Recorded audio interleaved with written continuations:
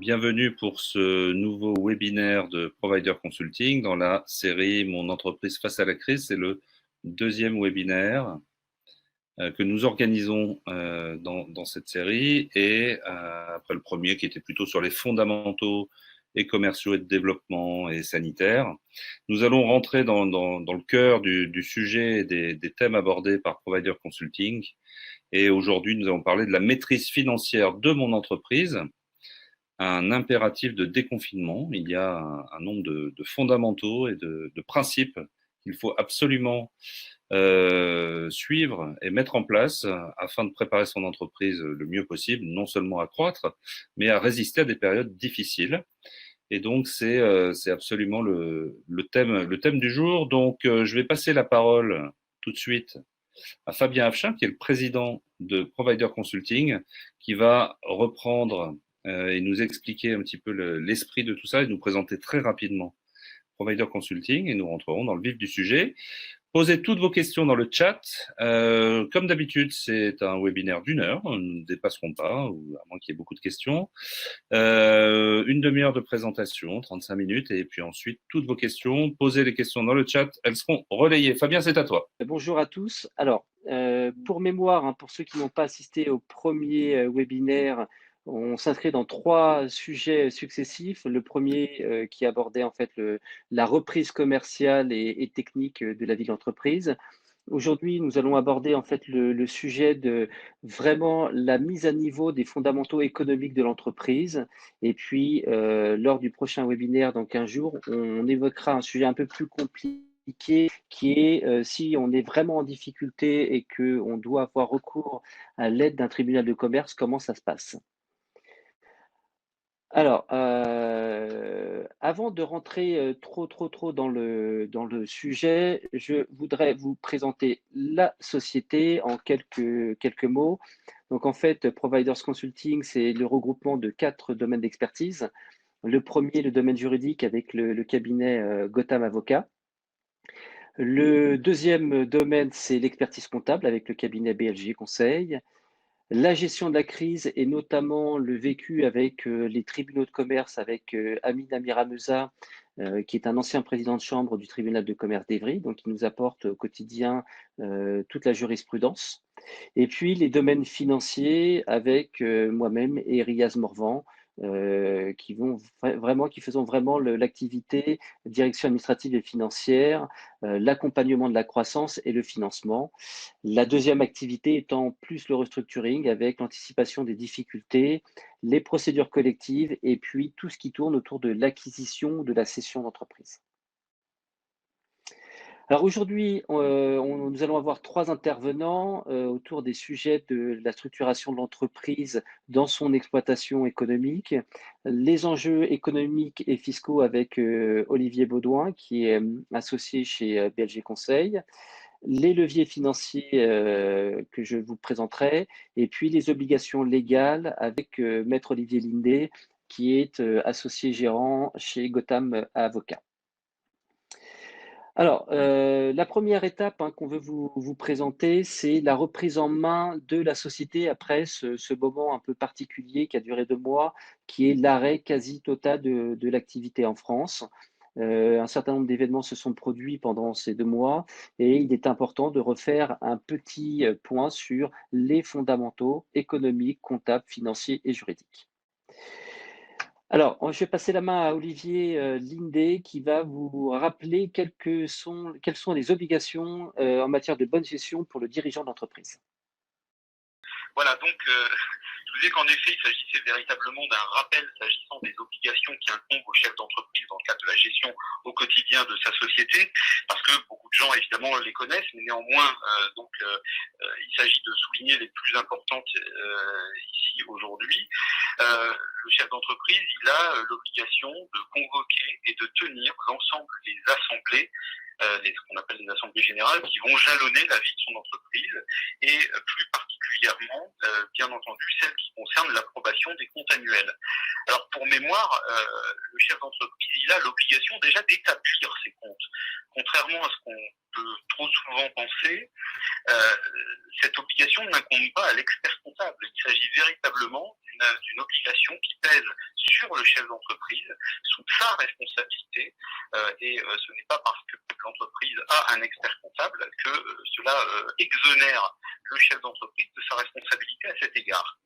Donc établir les comptes annuels et ensuite les soumettre à l'approbation des associés, à l'approbation annuelle, dans le délai de 6 mois après la clôture de l'exercice de la société. À défaut de respecter ces obligations, il y a des peines d'amende et parfois même d'emprisonnement qui sont prévues par la loi. Et puis, s'agissant de ce rappel, il existe trois grands types d'assemblée générale. L'assemblée générale ordinaire, qui concerne les décisions qu'on peut qualifier donc d'ordinaires. L'assemblée générale, et notamment celle que j'évoquais d'approbation annuelle des comptes. Les assemblées générales extraordinaires, qui concernent les décisions collectives qui entraînent une modification des statuts ou qui sont, de par la loi, prévues comme devant être extraordinaires. Et enfin, les assemblées générales mixtes, celles qui concernent à la fois des dispositions, des décisions qui relèvent d'une assemblée générale ordinaire et des dispositions qui relèvent d'une assemblée générale extraordinaire. Alors, il est également à préciser, s'agissant de ces délais d'approbation des comptes que j'évoquais il y a un instant, que, bien évidemment, dans le cadre de la crise sanitaire, ces délais ont été prorogés par une ordonnance en date du 25 mars 2020. Il y a une prorogation de 3 mois pour toutes les sociétés qui clôturent leurs comptes entre le 30 septembre 2019 et l'expiration d'un délai d'1 mois après la fin de l'état d'urgence sanitaire qui, comme vous le savez, vient d'être prorogé jusqu'à fin juillet. Alors, prorogation du délai d'approbation des comptes pour toutes les sociétés, comme je viens de le dire, sauf pour celles qui disposent d'un commissaire aux comptes, et lorsque ce commissaire aux comptes a rendu son rapport général, avant le 12 mars 2020. Enfin, dernier point qui a été précisé par cette ordonnance dans le cadre de la crise Covid, c'est que les assemblées peuvent se tenir de façon dématérialisée par vidéoconférence. Alors, il y a, dans le prolongement de cette obligation d'établir les comptes et de tenir l'assemblée d'approbation, également une obligation de dépôt des comptes annuels au greffe du tribunal de commerce du siège de la société, une obligation qui est valable pour toutes les sociétés, dans le mois qui suit la fin du délai d'approbation des comptes. Donc concrètement, pour une société par exemple qui clôture son exercice au 31 décembre, la société dispose de 7 mois pour déposer ses comptes au greffe du tribunal, puisqu'elle doit approuver ses comptes avant la fin du mois de juin et dispose d'un délai jusqu'à la fin du mois de juillet pour remplir ses obligations de dépôt des comptes annuels. Là encore, compte tenu de la crise sanitaire que nous traversons, ce délai a été prorogé de 3 mois par ordonnance du 20 mars 2020. Et là aussi, en cas de non-respect de cette obligation, il y a des peines d'amende qui sont prévues. Sous certaines conditions, cela étant, une entreprise peut demander, c'est ce que l'on appelle l'option de confidentialité, que ces comptes ne soient pas accessibles par ce que j'appellerais le commun des mortels, puisque bien évidemment ces comptes restent accessibles par les pouvoirs publics. Cette faculté, cette option de confidentialité n'est toutefois pas ouverte aux sociétés holding, il faut le savoir, et elle est soumise, cette option, à différentes conditions en fonction du type de société. Je me tiens à la disposition de ceux que ça intéresse pour répondre tout à l'heure aux questions en termes de seuil, puisqu'il y a des conditions de seuil pour pouvoir être éligible, on va dire, à cette option de confidentialité. Il y a aussi, dans le cadre de la vie courante d'une entreprise, s'agissant des obligations qui incombent aux dirigeants, eh bien les obligations déclaratives à l'URSSAF, qui globalement et très schématiquement interviennent à plusieurs moments de la vie d'entreprise. Par exemple, quand il y a embauche d'un salarié, c'est la fameuse DUE, la déclaration unique à l'embauche, dans les 8 jours qui précèdent le début du contrat de travail. En cours de vie sociale, tous les mois, la déclaration sociale nominative, la DSN, par laquelle l'entreprise déclare les salaires versés, ce qui permet de payer les cotisations sociales. Et ensuite, également des déclarations à l'occasion de chaque événement particulier, s'agissant par exemple d'un arrêt maladie, des congés payés ou de la rupture d'un contrat de travail.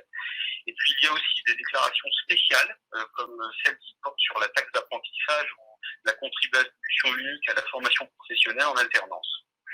Et comme je l'évoquais il y a quelques instants, au moment de la rupture du contrat de travail, une déclaration particulière, mais également la remise aux salariés de son attestation URSSAF et la transmission de cette attestation au Pôle emploi. Il y a également, je vais garder le meilleur pour la fin, mais des obligations fiscales qui pèsent sur les entreprises, tout le monde le sait. Là encore, très schématiquement, pour les rappeler pour mémoire, comme on dit, la déclaration de résultats pour les entreprises qui sont soumises aux bénéfices industriels et commerciaux, les BIC, les bénéfices non commerciaux, les BNT ou les bénéfices agricoles. La déclaration de TVA, qui peut être annuelle dans le cadre du régime simplifié ou mensuelle dans le cadre du régime qualifié de réel normal. La déclaration de l'impôt sur les sociétés, c'est la fameuse déclaration 2065 qui est à déposer dans les 3 mois suivant la clôture de l'exercice et qui, là encore en raison de la crise sanitaire, bénéficie d'un report cette année jusqu'au 31 mai 2020 pour les sociétés qui clôturent leur exercice au 31 décembre 2019.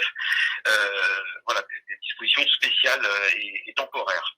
Et puis il y a également, s'agissant de ces obligations fiscales, la déclaration de la CVAE, c'est la cotisation sur la valeur ajoutée des entreprises, ou de la CFE, la cotisation foncière des entreprises, qui sont les composantes de la contribution économique territoriale qui a remplacé la taxe professionnelle. Il y a également, et pour en terminer avec ces obligations en matière de gestion, on va dire, des entreprises qui incombent sur les dirigeants, des obligations spécifiques en matière de perte des capitaux propres. Mais cela, nous aurons l'occasion d'y revenir dans quelques instants à l'occasion de nos développements ultérieurs. Merci. Merci Olivier. Donc bon, on a quand même sauvé la communication. Fabien, je te laisse continuer. Oui.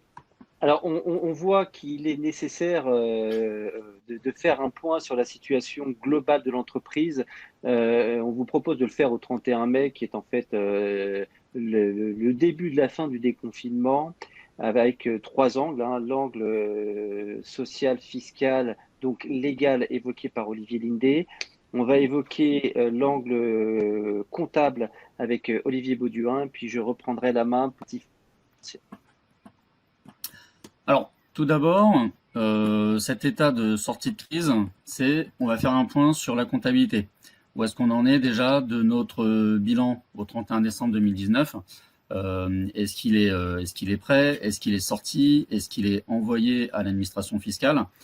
Et une fois que ça est fait, savoir où est-ce qu'on en est de la mise à jour de la comptabilité sur l'année 2020. Pour savoir le chiffre d'affaires qui a été réalisé, le niveau de charge, est-ce qu'on a bien payé toutes nos charges, tout comptabilisé, pour qu'on puisse le voir après, on puisse faire en fait un état des créances et des dettes de l'entreprise. Donc ça, c'est un point de vue comptable, c'est la première chose effectivement à faire du fait de cette crise sanitaire où la mise à jour de la comptabilité 2020 va être très importante pour la suite. On rappelle certaines dispositions qui vont avoir un impact derrière sur nos sorties de crise. C'est le report d'échéances de prêts et de crédit bail, puisque pendant la crise sanitaire, il y a eu des mesures qui ont été faites, alors soit de manière automatique par certains établissements bancaires ou loueurs, soit sur demande, qui était le report des échéances en fin de contrat, ce qui fait que ça reporte effectivement les échéances et la durée de suspension de ces échéances. Donc ça implique effectivement une date de fin, mais ce qu'il faut savoir, c'est que ces reports d'échéances de prêt sont sans majoration ni pénalité de la part des établissements bancaires. Alors, par rapport à ça, il y a également les nouveaux emprunts, savoir si vous avez souscrit ou pas un emprunt garantis par l'État, donc les fameux prêts PGE, où lors de notre dernier webinaire du 16 avril, nous avions effectivement parlé de ce prêt-là. Alors juste en rappel, c'est un prêt qui permet d'avoir un différé de remboursement à 12 mois. Et à l'issue de cette période de 12 mois, vous pouvez le convertir en prêt remboursable d'une durée de 1 an à 5 ans. Et derrière, le coût de la garantie pendant cette première année est seulement entre 0,25% et 0,50% du montant emprunté. Et ce coût correspond à la garantie accordée par l'État. Et il y avait une difficulté qui était de bien estimer le montant à financer, parce qu'il y avait des seuils, enfin des montants qui pouvaient aller jusqu'à 25% du chiffre d'affaires de l'année 2019. Mais en fait, derrière, il y avait quand même un vrai travail de montage de dossiers de financement pour évaluer le besoin à financer et les charges pour ce prêt. Et du coup, Providers peut vous aider pour monter ce dossier-là. Voilà.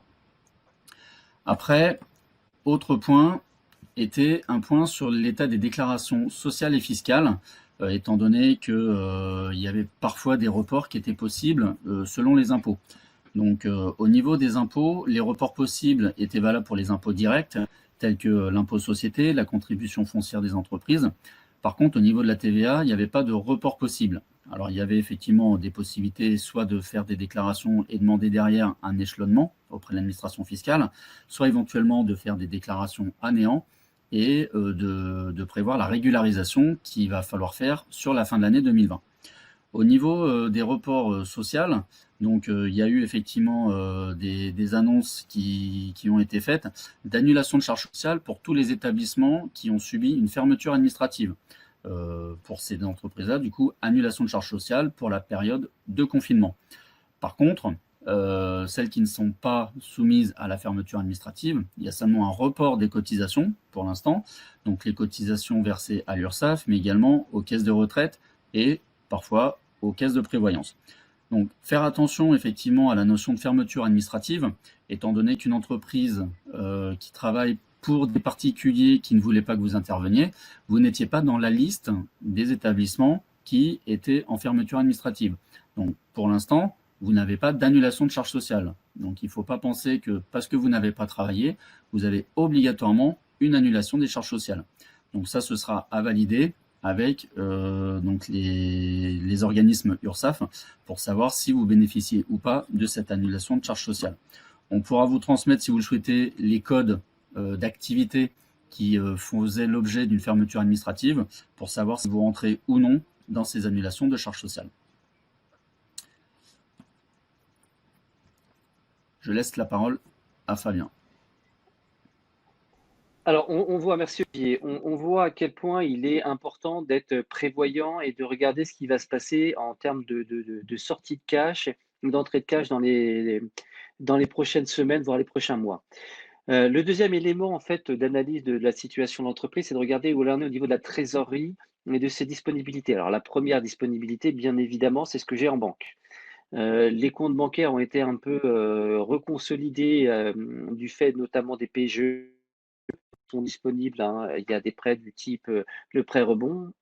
Autre élément à regarder de près, ce sont les facilités court terme accordées par les banques. Alors ça peut être pour commencer le découvert autorisé, ça peut être de la facilité de caisse, ça peut être bien évidemment de la cession d'AI.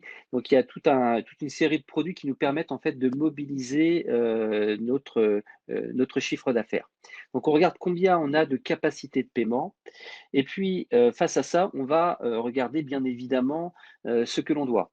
Et en plus de ce que l'on vient d'aborder, c'est-à-dire ce que l'on doit à l'administration sociale et fiscale et aux organismes complémentaires, les prêts qui ont fait l'objet de reports crédit by crédit, et puis bien évidemment le poste fournisseur.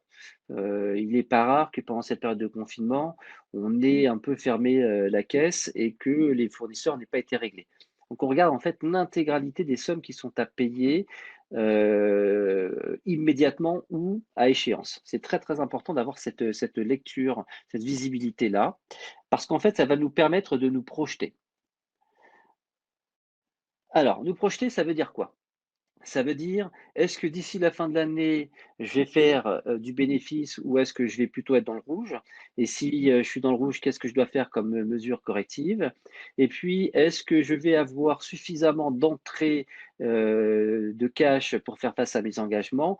Ou est-ce que je vais, dégrader ma trésorerie, voire en fait, me trouver en impasse de trésorerie? Alors là, on va faire plusieurs exercices. Le premier exercice à faire dans les prochaines semaines, c'est en fait l'analyse de 2 points morts. Alors le premier point mort va être présenté par Olivier. Alors le premier point mort, effectivement, ça va être un point mort qu'on va appeler un point mort économique. Donc c'est-à-dire qu'on va regarder nos documents comptables et on va déterminer le point mort. Pour rappel, le point mort, c'est le fait d'avoir une marge brute qui permet de couvrir les charges fixes de l'entreprise. Alors, ce qu'on entend par marge brute, c'est le chiffre d'affaires que vous réalisez, moins les achats de matières ou de marchandises par rapport au chiffre d'affaires réalisé. Et cette marge brute, il va falloir qu'elle couvre toutes les charges fixes qui sont indépendantes du niveau d'activité de l'entreprise. Donc dedans, on va retrouver les loyers, on va retrouver éventuellement les redevances de crédit bail ou les loyers de matériel ou de véhicules, et également donc tout ce qui est assurance, les honoraires, les impôts, et éventuellement une grosse partie qui peut être la masse salariale, qui correspond au salaire brut et aux cotisations sociales. Et dans ce point mort, il y a également ce qu'on appelle les amortissements, donc qui correspondent à la répartition des investissements qui ont été faits au cours du passé et qui impactent le résultat au niveau comptable. Mais par contre, il n'y a pas que ce point mort, il y a également le point mort financier. Donc, Fabien? Alors, le point mort financier, qu'est-ce que c'est? En fait, c'est un peu le pendant du point mort économique, mais cette fois-ci du point de vue de la trésorerie. On a vu qu'il peut y avoir des décalages entre la facture qui va être émise par l'entreprise pour une prestation effectuée et le moment où va être payé.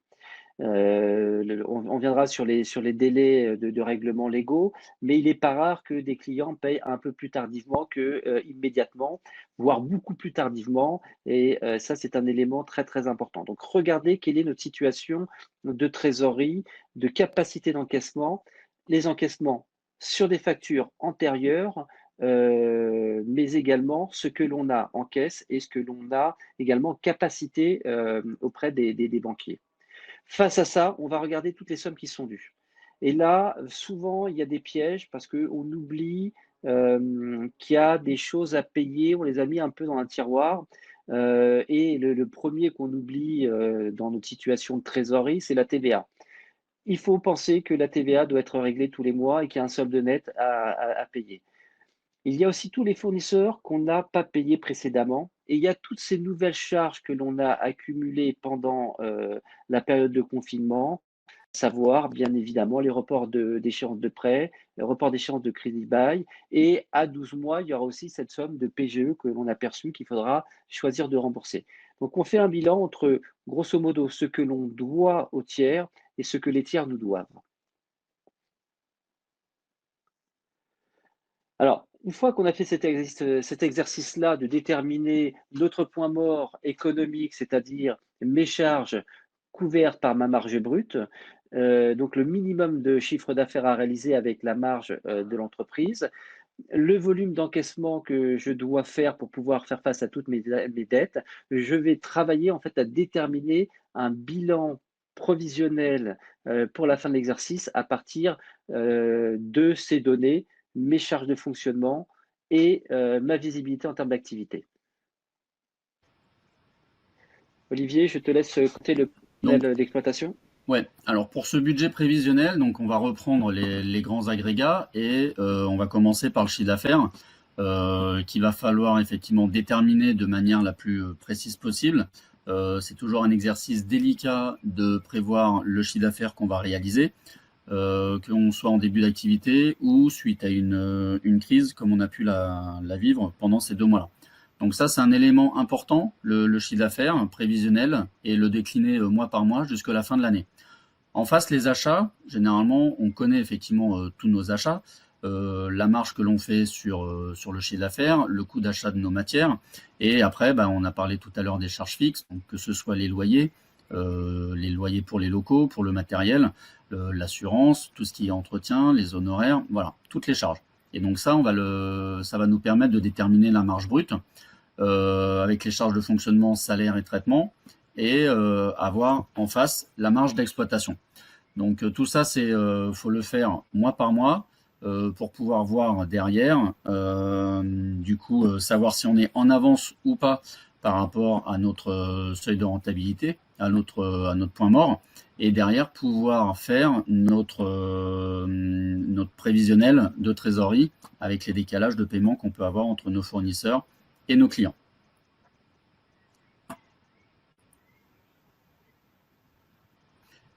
Alors, je reprends la main, cette fois-ci sur la partie trésorerie. Vous voyez bien qu'il y a systématiquement un double enjeu, l'enjeu du point de vue d'exploitation et l'enjeu du point de vue de la trésorerie. Alors, du point de vue de la trésorerie, il y a toutes les sommes qu'on va pouvoir encaisser. Alors, bien évidemment, il y a toutes les sommes qui étaient dues antérieurement qu'il faut aller chercher, mais il y a le chiffre d'affaires TTC, puisqu'on raisonne en termes de flux de trésorerie, donc on raisonne en termes de chiffre d'affaires hors taxe plus la TVA qu'on va collecter. Face en fait à cette TVA et ce chiffre d'affaires TTC, on va avoir des charges qui sont elles aussi avec de la TVA, ce sont les achats.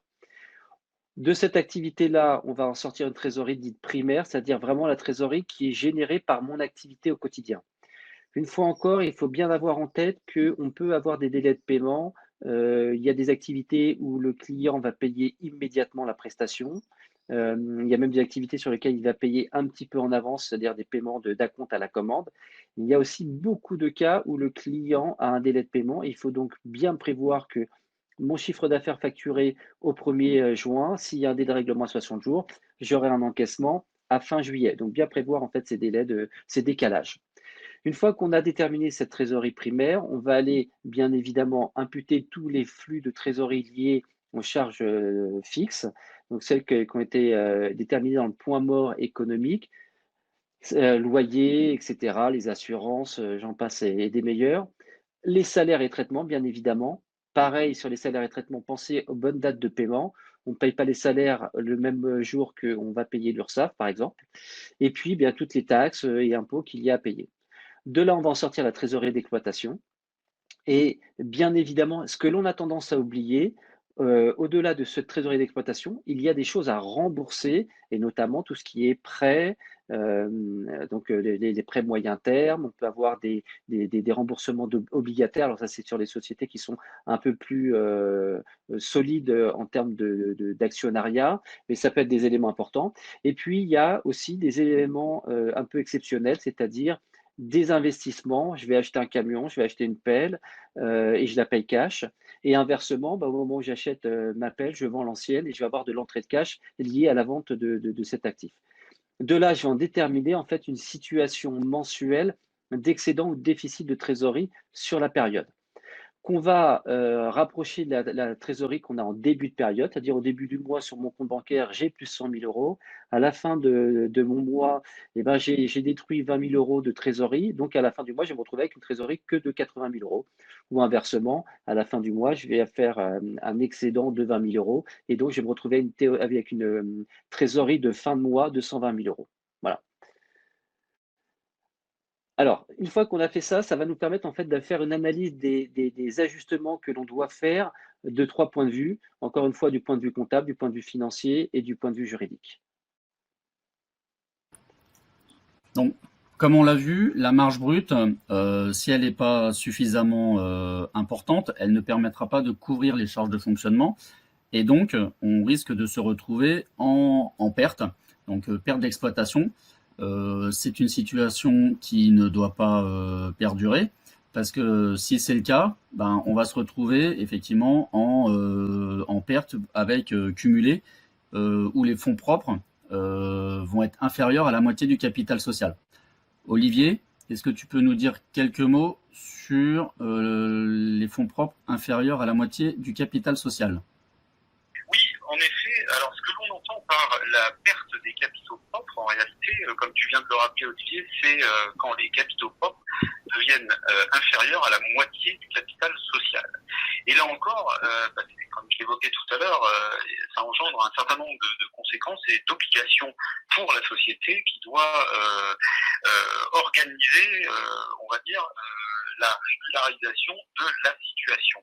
Et ça passe par quoi? Ça passe déjà par l'organisation et la tenue d'une assemblée générale qui est donc exigée de par la loi comme extraordinaire. Donc ça fait partie des cas d'AGE légal, on va dire.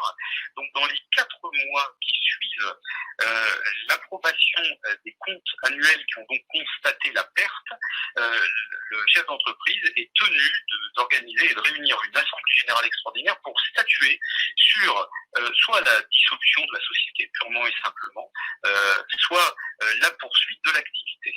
Ça, c'est une première obligation. Et ensuite, il y en a une seconde, c'est que dans un second délai qui est celui qui expire à la fin du 2e exercice suivant celui au cours duquel la perte en question a été constatée, eh bien, la société est tenue de régulariser sa situation, soit en reconstituant ses capitaux propres, soit en réduisant son capital, en diminuant son capital.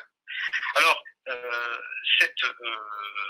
ces décisions, que ce soit la première dans le délai de 4 mois ou la seconde à échéance des 2 exercices qui suivent, elles sont portées à la connaissance des tiers parce qu'elles donnent lieu à une publication dans un journal d'annonce légale. Et la sanction du non-respect de ces obligations, eh ben, c'est quand même assez grave parce que chaque personne intéressée, selon l'expression légale, peut demander en justice la dissolution de la société. Alors, pour atténuer quand même cela, la loi prévoit que le tribunal peut accorder un délai de 6 mois pour régulariser la situation et surtout que le tribunal n'est pas tenu de prononcer la dissolution si au moment où il statue, la situation est régularisée. Et le dernier point très important que l'on peut dire à propos de cette obligation de reconstitution des capitaux propres ou de dissolution de la société, c'est qu'elle n'existe pas lorsque la société fait l'objet d'une procédure de sauvegarde ou de redressement judiciaire, que ce soit dans le cours de la période d'observation ou par la suite lorsqu'un plan de sauvegarde ou un plan de redressement par consultation est adopté et bénéficie à la société. Voilà, je te rends la parole, Olivier. Merci Olivier. Du coup, il y a également, suite à cela, une perte de confiance de la part des partenaires. Donc, pour les banques, ça peut être une notation qui va être mauvaise pour vous, et pourquoi pas des difficultés d'obtention de financement.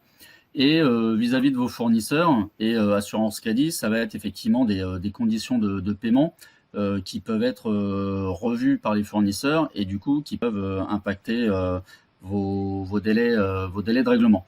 Donc par rapport à ça, ce qu'il faudrait voir, c'est s'il n'y a pas une rationalisation des dépenses possibles, renégociation de contrat, éventuellement arrêt de réduction de charges fixes par l'annulation de loyers ou de matériel qui ne sont pas nécessaires à l'activité, éventuellement une réorganisation d'entreprise, donc qui peut passer par effectivement une partie de licenciement et de plan de sauvegarde. Et un autre point qui serait le renforcement des fonds propres par les actionnaire. Donc en d'autres termes, ça veut dire l'augmentation de capital ou éventuellement de l'injection de compte courant d'associés. Voilà. Ta caméra, Olivier.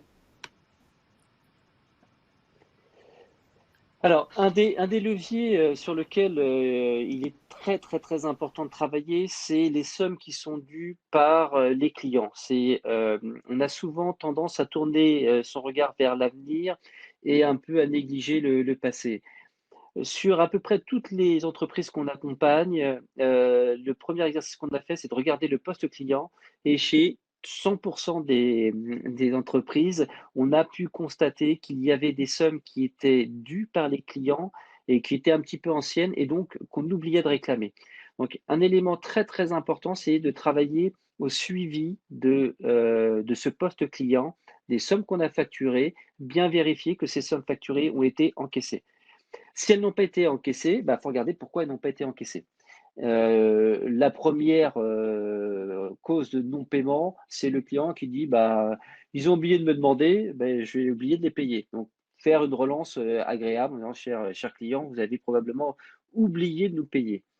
Deuxième point, c'est d'aller regarder la santé financière de ces entreprises qui n'ont pas payé. On va avoir des entreprises qui sont de très bonne qualité et qui ne payent pas.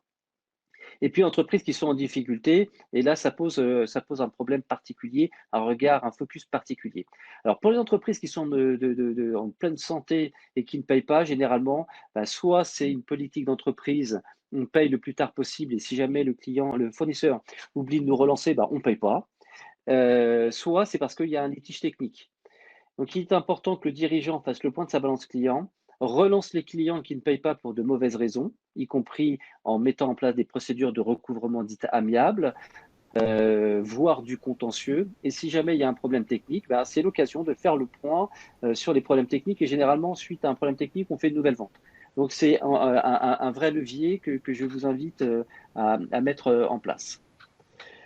Deuxième chose, c'est de regarder l'avenir cette fois-ci. Une fois encore, un bon client, c'est un client qui paye. Un client de très très bonne qualité qu'on va mettre en avant sur sa présentation mais qui ne paye pas, c'est un client qui vous tue. Donc il est très important d'anticiper les entrées de cash futures. Bien faire attention quand on signe une commande avec un client qu'il ait la capacité de payer. S'il n'a pas la capacité de payer, il faut adapter les conditions de la relation commerciale, soit en demandant un paiement cash à la livraison, voire même le paiement d'un acompte, soit décliner l'opération, parce qu'en fait, si vous intervenez chez un client et qu'il ne vous paye pas, vous avez perdu de l'argent parce que vous avez fait travailler des gens. Si vous vendez un matériel qui n'est pas payé, vous avez fait une perte qui est liée en fait à l'achat de ce matériel. Voilà. Il est très très important, notamment dans la période qui va venir, parce que là tout va bien, les entreprises ont touché leur PGE. Il est fort probable que dans les semaines, voire les mois prochains, la relation de paiement se tende très fortement. Donc, il n'est pas inutile d'adapter ces conditions générales de vente, de rappeler les conditions de paiement et les conséquences d'un non-paiement en temps et en heure. Il est aussi important d'ajuster vos délais de règlement client aux délais de règlement fournisseur pour avoir en fait quelque chose de cohérent. Et il existe en fait des outils pour permettre de mobiliser des factures quand on a une clientèle qui est plutôt de qualité, de la facturage. Je facture, je cède ma facture TTC à mon partenaire Factor. Il me règle entre 90 et 85% du montant TTC. Il s'occupe du recouvrement et surtout, il dit moi, ce client-là, il n'y a pas de souci, je le finance. S'il ne le finance pas, ça veut dire qu'on a un sujet sur le client, probablement qu'il n'est pas finançable. Il est possible d'avoir recours à une assurance crédit complémentaire, des entreprises type Euler Hermès qui font la garantie de facture et qui donnent des encours sur des clients. Une fois encore, si le client n'est pas éligible à la facturage, n'est pas éligible à l'assurance crédit, il faut demander un paiement cash pour éviter d'avoir des mauvaises surprises. Alors maintenant, on va regarder le pendant, le poste fournisseur. Alors, au niveau du poste fournisseur, effectivement, s'il y a des impayés, il y a, comme pour nous, on le ferait pour nos clients, le fournisseur nous ferait donc des procédures. Et en fait, ce qui se passe, c'est que s'il nous bloque les commandes et la livraison des marchandises, il y a un vrai risque de non-exploitation, que la société soit bloquée. Et donc, avec un blocage des marchandises, et parfois, si les marchandises ne sont pas payées, il y a le fournisseur qui peut exercer sa clause de réserve de propriété, c'est-à-dire qu'il va récupérer la marchandise qu'il vous a livrée parce qu'il n'a pas été payé, et ça apparaît dans ces conditions générales de vente, donc qui sont normalement annexées à la facture ou en bout de commande. Après, il y a les risques de réduction effectivement d'encours. Si vous payez mal, ou le fournisseur peut revoir du coup également ses délais de paiement, et derrière réduire l'encours au niveau du volume d'achat que vous avez avec lui.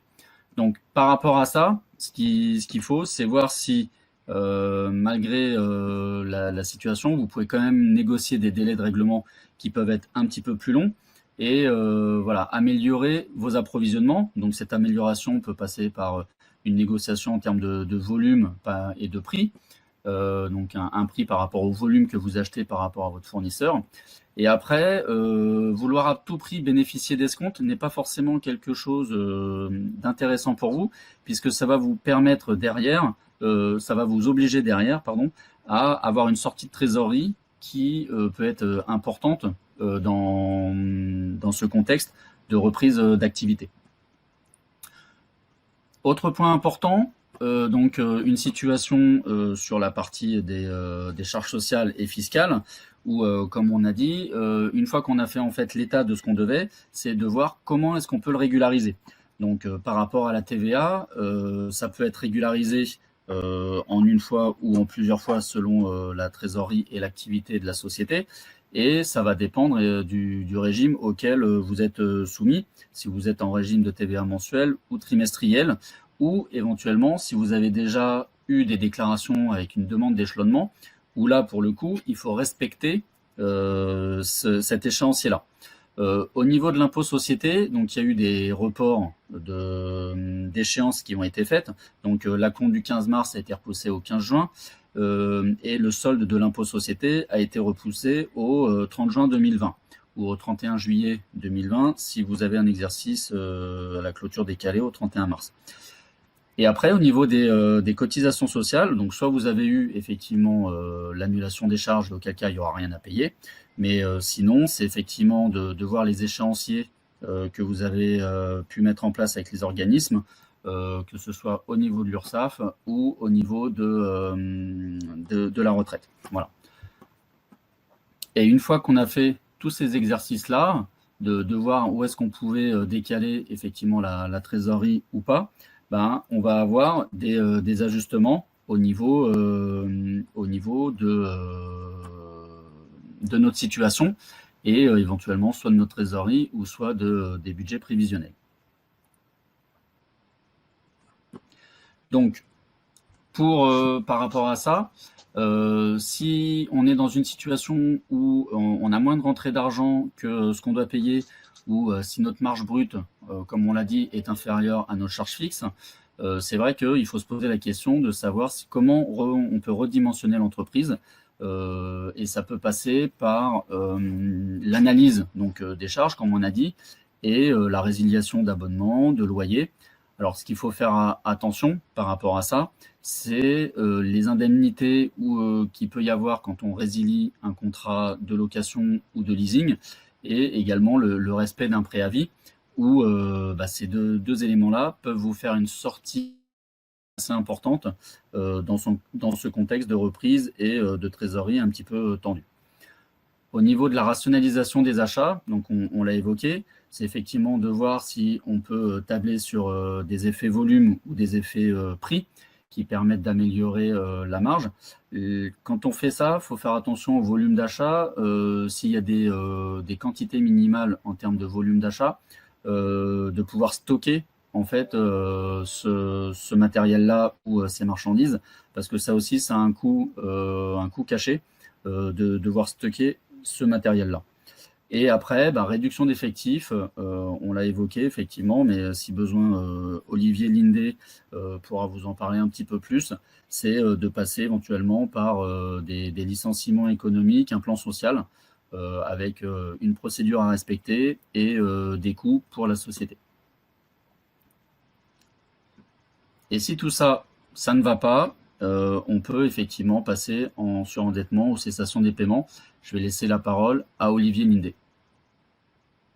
Oui, alors effectivement, l'état de cessation des paiements, et c'est presque une transition avec l'objet de notre prochain et troisième webinaire de cette trilogie de Provider Restructuring.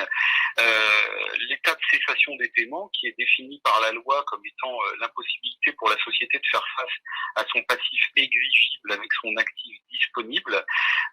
Dans ces cas-là, il y a encore une obligation qui pèse sur le chef d'entreprise et sur lui seul, et c'est une lourde responsabilité que de déclarer cette cessation des paiements au greffe du tribunal compétent, qui est celui du siège de l'entreprise, dans un délai de 45 jours à compter de la survenance de cet événement, qui est donc la cessation des paiements, pour se placer sous la protection du tribunal et pour bénéficier de tout l'arsenal légal qui permet de redresser l'entreprise avec l'aide du tribunal.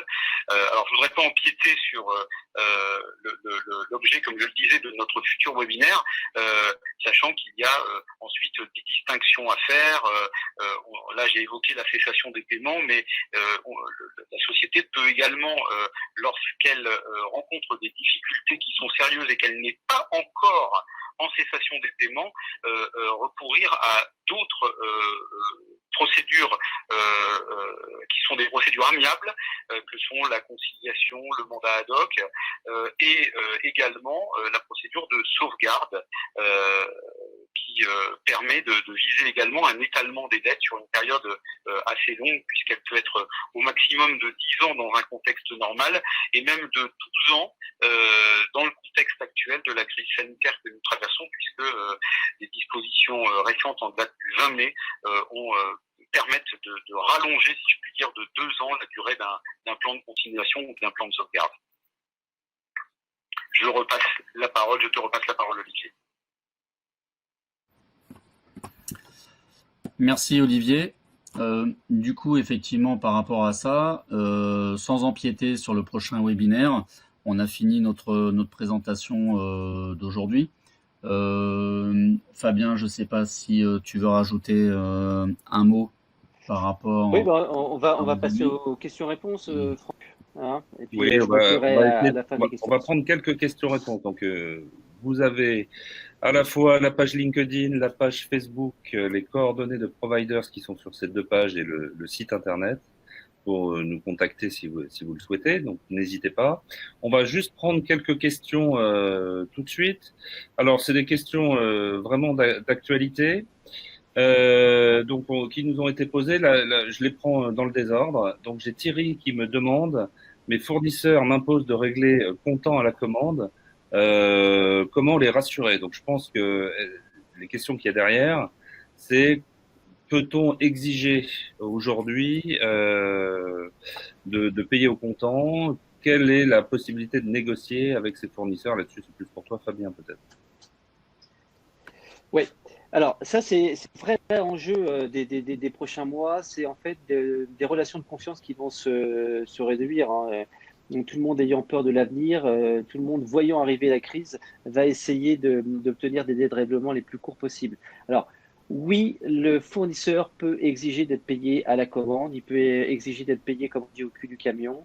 Alors, il existe quelques moyens de se protéger. C'est notamment de prendre contact avec les sociétés d'assurance crédit. L'exercice qu'on a fait aujourd'hui porte notamment sur la visibilité de la qualité de l'entreprise. Quand on vous dit il faut faire le bilan, présenter les comptes, expliquer les comptes, c'est d'abord et surtout pour rassurer les assureurs crédit. Quand votre fournisseur vous dit je veux un paiement comptant, il faut lui demander quel est l'assureur crédit qu'il a interrogé, s'il en a un. Et si vous l'avez, prendre contact avec ce qu'on appelle l'arbitre, c'est-à-dire la personne qui donne des montants de garantie à votre fournisseur. Ça, Providers pratique de façon assez récurrente et si vous avez besoin, on peut vous aider à traiter ce sujet-là. Par contre, il n'y a pas d'interdiction légale d'exiger un paiement à la commande. Alors, j'enchaîne parce qu'on a peu de temps. Un des premiers webinaires qu'on a fait, c'est sur les PGE.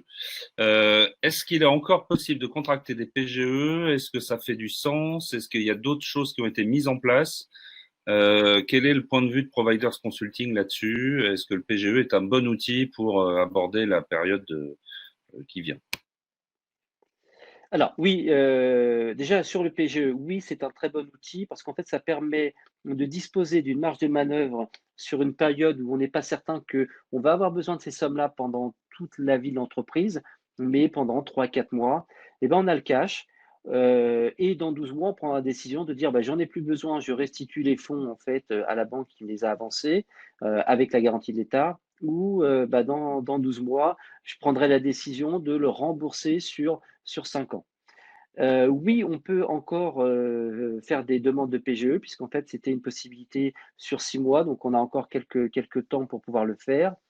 Et il y a d'autres aides qui sont en train d'être mises en place, notamment par la BPI, qui a développé notamment le prêt rebond, qui est un prêt un peu particulier, qui permet, moyennant un financement de 1 euro par un établissement bancaire ou par les actionnaires, d'obtenir un financement par la BPI en direct cette fois-ci d'1 euro.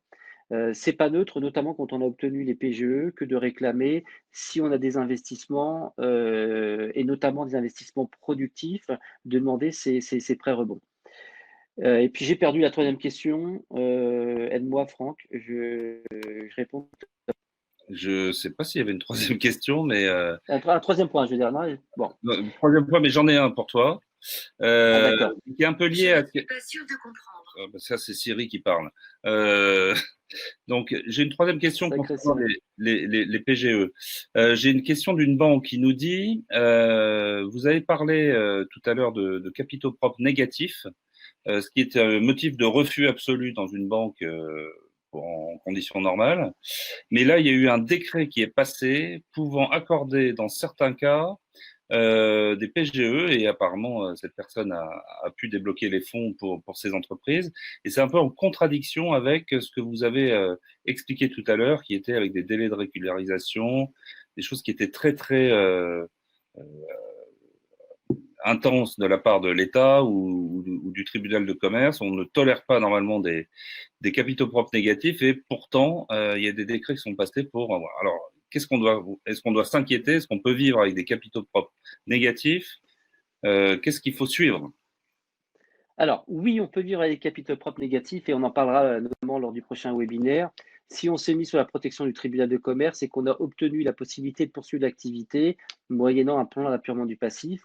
Et en effet, les PGE peuvent être accordés à des entreprises qui ont des fonds propres négatifs, dans le cadre d'un plan de continuation notamment. Alors ça, c'est dans l'absolu. Il n'en reste pas moins vrai que l'établissement bancaire qui va vous faire le prêt va analyser malgré tout un minimum la capacité de remboursement à échéance de l'entreprise, et peut être amené à considérer que les fonds propres négatifs sont rédhibitoires.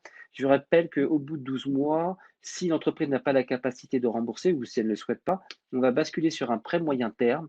Et ce prêt moyen terme est totalement assuré et assumé, pas assuré, par la banque, qui fait l'avance des fonds, qui fait le recouvrement, et tout ce travail-là, ça coûte de l'argent.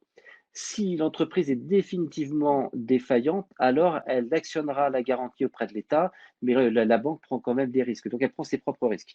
Donc, oui, dans certaines conditions, les entreprises avec des fonds propres négatifs peuvent être financées.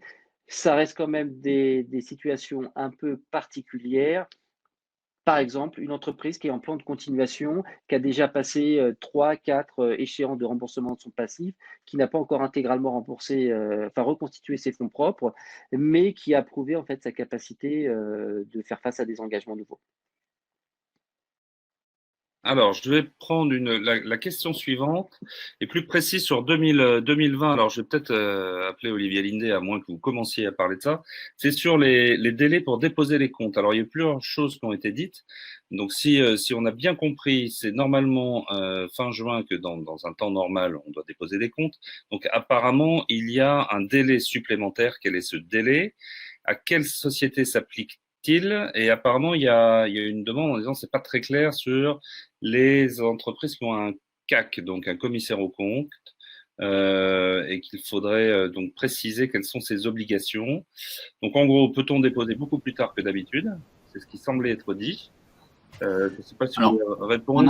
En attendant d'avoir Olivier au téléphone, c'est vrai que en temps normal, il faut faire une assemblée générale dans les 6 mois de la clôture de l'exercice. Donc pour une entreprise qui clôture au 31 décembre, on aurait normalement un délai jusqu'au 30 juin. Et derrière, envoyer dans le mois qui suit les comptes au greffe. Là, du fait de la crise sanitaire, il y a eu effectivement une ordonnance qui est passée pour dire les entreprises qui clôt leur exercice au 31 décembre jusqu'au 29 février 2020, il y a eu un report de 3 mois, soit jusqu'au 30 septembre pour faire l'assemblée générale, et donc dans le mois qui suit pour déposer les comptes au greffe. Donc ça, c'est ce qui a été effectivement voté et décidé.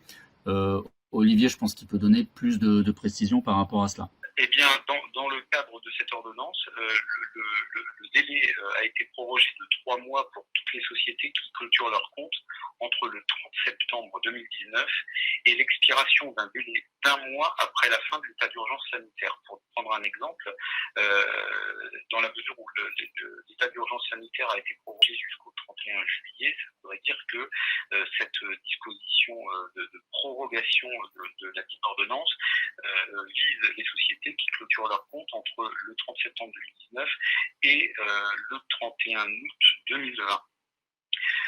L'exception qui tient au CAC,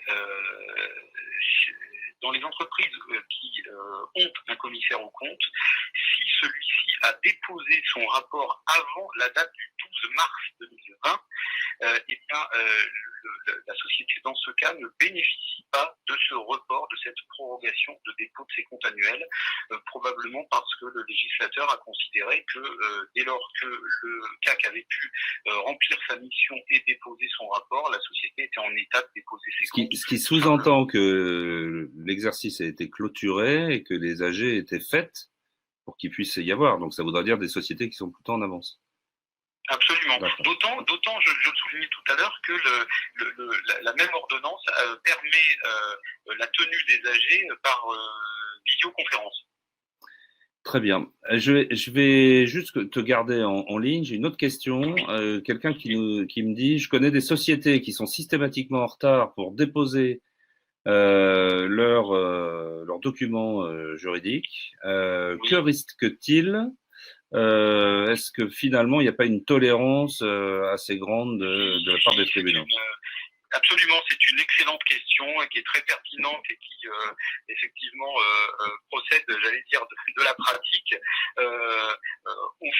Une entreprise qui ne dépose pas dans les délais finit par se faire attraper par la patrouille, mais il y a effectivement une tolérance. Donc en règle générale, quand une société clôture par exemple au 31 décembre de chaque année, elle a donc jusqu'au 30 juin pour tenir son assemblée et jusqu'au 31 juillet pour déposer ses comptes au tribunal. Et il se passe pas grand-chose avant la fin du mois de septembre. Alors ça dépend des tribunaux, mais il se passe vraiment pas grand-chose. Et ce qui se passe, c'est qu'on reçoit une lettre de rappel dans un premier temps pour qu'on puisse se conformer à ses obligations et les exécuter. Donc effectivement, il y a bien une tolérance. Ok, super. Alors, une question sur les délais de paiement. Je vais te garder en ligne. Sur les délais de paiement, apparemment, alors déjà, y a-t-il une règle générale? On a dit qu'on pouvait nous imposer la comptant. Est-ce qu'on peut imposer des règlements à 60 jours, 90 jours, 120 jours? Alors non, parce que ça c'est encadré par la loi et il y a un maximum en fait qui est prévu par la loi qui est soit de 60 jours calendaires, soit de 45 jours fin de mois, au choix de l'entreprise d'ailleurs, ce qui n'est pas la même chose. Il faut que on peut faire des calculs sur des exemples concrets pour voir la différence entre ces deux dispositions qui sont donc au choix de l'entreprise. C'est un maximum, comme je le disais, donc il est possible, par accord entre les parties, de prévoir des délais plus courts. Ce qui est important de souligner, c'est que ces délais doivent être convenus entre les parties, c'est-à-dire qu'il faut être à même de démontrer, le cas échéant, que le co-contractant, non seulement ces délais de paiement ont été portés à sa connaissance, mais qu'il les a acceptés. Donc, je ne saurais trop conseiller aux entreprises de porter clairement ces délais de paiement sur tous les documents contractuels que sont les bons de commande, les factures et évidemment les conditions générales, qu'elles soient d'achat ou de vente, pour être le cas échéant à même d'établir donc que ces conditions ont été acceptées par le co-contractant. Ok. Très bien. Écoute, alors, il faut aussi dire, j'évoquais ces délais qui sont fixés, ces délais maximums qui sont fixés par la loi dans un cadre général. Il y a aussi, il faut le savoir, spécifiquement des délais propres à certains types d'activités. Par exemple, dans le secteur des transports, le délai de paiement maximum est un délai de 30 jours pour pour illustrer mon propos d'un exemple. Alors, j'ai une question qui est un peu en rapport à ça. On nous dit les délais de paiement sont de mieux en mieux appliqués dans le secteur public. Apparemment, c'était une réticence dans le temps et aujourd'hui, on est plutôt sur des délais de 30 jours. Pourquoi le privé et pas l'ensemble? Est-ce que tu pourrais nous confirmer que les délais de paiement dans le public sont plutôt bien respectés par rapport à il y a quelques années? Oui, absolument. Et d'ailleurs, on va évidemment pas citer de nom, mais on a actuellement chez Providers un client dont on s'occupe qui travaille beaucoup avec le public et donc effectivement, on a pu constater que les délais de paiement avaient tendance à être plus courts et respectés. Bon, très bien. On passe l'heure. Je vais te laisser, Olivier. Tu peux continuer à suivre, mais je vais couper mon téléphone et on va finir avec Olivier et avec Fabien. Reste à votre. Alors, on t'a coupé sur la fin. J'aurais voulu juste peut-être que tu synthétises, Fabien, sur ce que fait Provider Consulting. Oui. L'exercice qu'on vous propose, en fait, c'est par-delà le fait de disposer d'une visibilité sur l'état de la santé financière de l'entreprise, économique de l'entreprise, qui permet en fait une gestion optimale. Donc, c'est des outils de pilotage au quotidien. On voit que c'est aussi des moyens de protéger les dirigeants face à l'intégralité de ces obligations. Souvent, et on verra de façon plus détaillée lors des prochains webinaires, qui est un webinaire extrêmement important, qui est en fait vraiment la conclusion de tout ce qu'on a présenté, c'est l'état de cessation des paiements, s'il n'est pas correctement géré, va engager la responsabilité et de façon assez dramatique pour un dirigeant. Il peut se retrouver en interdiction de gérer, il peut se retrouver en obligation de comblement de passif, c'est-à-dire jouer son patrimoine personnel, et ça peut être vraiment très, très, très pénible. Donc, ces outils de pilotage permettent en permanence aux dirigeants de se protéger, de bien respecter l'ensemble de ces obligations. Voilà. Donc, outils de pilotage pour bien gérer l'entreprise, mais aussi dans l'intérêt du dirigeant pour bien se protéger face à ces obligations. Alors, le prochain webinaire qui aura lieu le 10 juin est vraiment celui-là. Il faut que beaucoup de dirigeants participent, que ces dirigeants comprennent ce qu'est en fait l'exercice de se mettre sous la protection du tribunal de commerce.